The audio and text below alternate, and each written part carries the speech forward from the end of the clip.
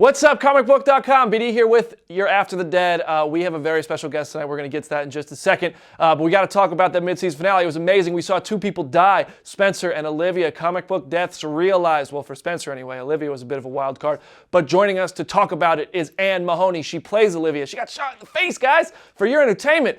But here, thank you for joining us, Mahoney. This night must be like nothing before. I mean, your Twitter, your phone must be going nuts. What's it like so far? So today it's been wild. I knew it was coming, but my phone is definitely blowing up, and the Twitter feed won't refresh because there's so many comments all along the lines of "Why Olivia? She's so sweet." So, there's a part of me that worried that people would not care that I was gone. So I'm really pleasantly surprised that everyone's so upset. So yeah, it's sad too because I love her and I've been working on this character for a long time and she's dear to me. So saying goodbye is hard. Can you walk us through that day on set and like how you found out and everything? I mean, that must have been something special to know you're about to die today on set. What was that like? What was that whole experience like from you? Start from the beginning.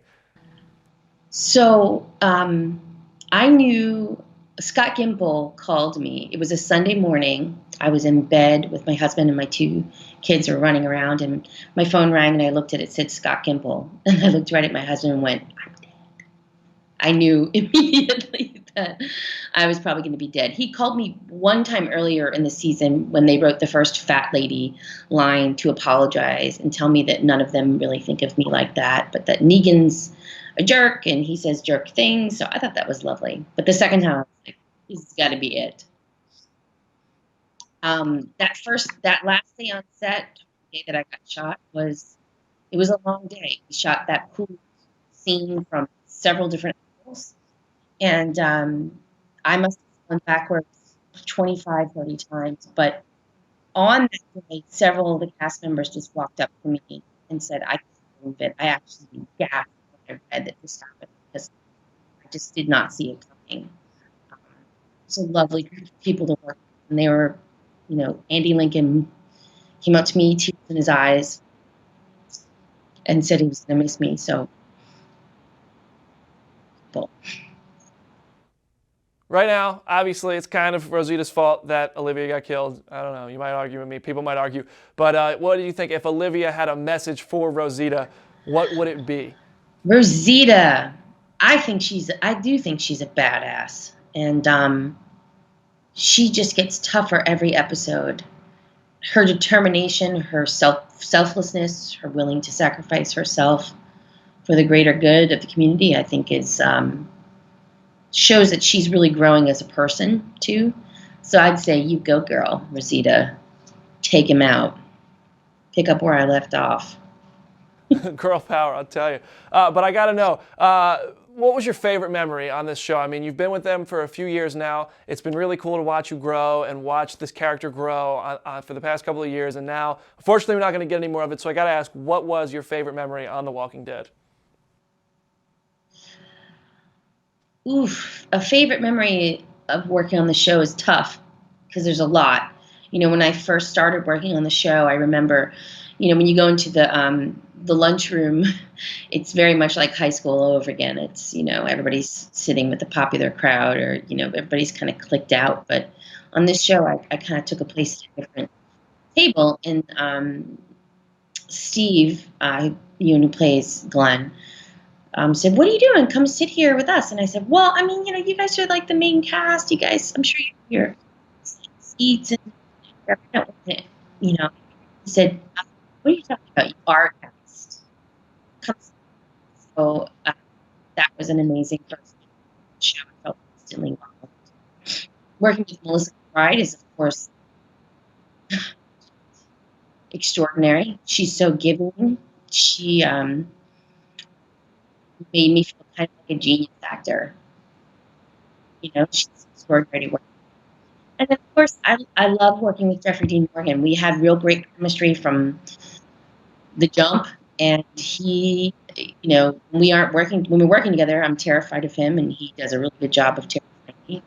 And when we're not on camera, we crack each other up. So it's a work situation. Andy Lincoln is a lieutenant, captain, sergeant, I don't know, whatever rank. He just leads that group with such grace and strength.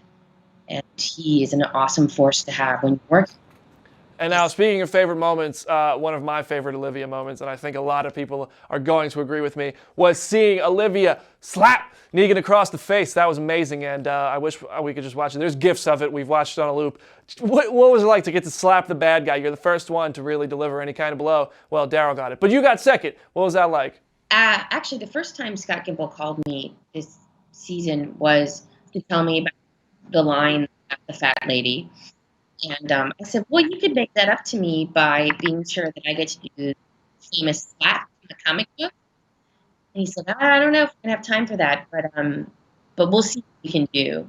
So when I read that episode, I was thrilled to see that I was going to get to do that iconic in the comic book. Slapped him, absolutely. I slapped him for every asshole boyfriend I ever had in high school and college, and every man who's ever been in my life who said he could walk all over me. It just felt really good. So, and JD, J. Morgan was like, no, just go ahead and slap me. I was like, buddy, look, I'm going to slap you. I'm no chick. Yeah, so I did. I slapped the shit out of him. And the take that they used in the show is one after many takes where I didn't slap him, where I really did haul off and smack him. So the reaction that you see is him actually listening to me really hit very hard across the face. Well, Ann, thank you so much for joining us tonight. I know Comic Book Nation and all the Walking Dead fans, myself included, are so flattered to have you here. We're excited to hear from you, and we are so sad to see you go. It's really a devastating loss, but thank you for being here.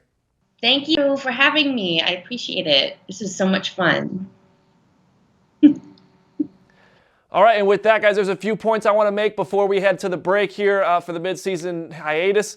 Tonight's episode, so much of it was straight out of the comics, proves once again that The Walking Dead is at its best when it follows Robert Kirkman's source material from The Walking Dead. This was issue number 111. We're going to have an episode of Screen Panels on Comicbook.com earlier this week, so you can check that out. We'll make sure you have it there, so make sure you're typing in Comicbook.com/The Walking Dead. But also, if you watched the preview for Season 7B, all that stuff that they are promising is going to happen, that is so much of that is straight from the comics. But one thing that's altered is Rick's encounter with Ezekiel. Yes, that's right. We saw Rick meeting Ezekiel. We're seeing the communities come together to take on the Saviors. It's going to be epic. It is exactly what Scott Gimple promised when we interviewed him just a few weeks ago. He said that it's going to be drastically different. It's going to be a different form of storytelling. It's going to be a different story being told. And that is evidenced by how Season 7A ended. How different was that from the way Season 7A started? It's just part of the reason why we love The Walking Dead. And we will be back this Wednesday for Walker Wednesday. There will, I'm sure, be plenty of news between now and then. So make sure you're joining us here on The Walking Dead on Comicbook.com,